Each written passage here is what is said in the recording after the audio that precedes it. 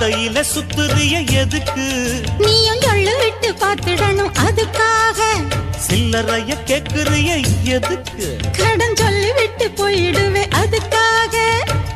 என் ஆட்டமா ஏழக்கெல்லாம் ரேட்டு ரொம்ப ஜாஸ்தி தான். எல்லாத்தையும் இங்கே விட்டா சோறு தண்ணி நாஸ்தி தான்.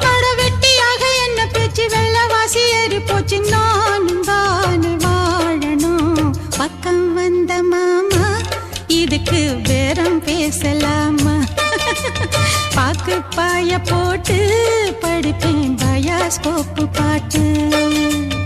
எப்படி எப்படி சமஞ்சது எப்படி?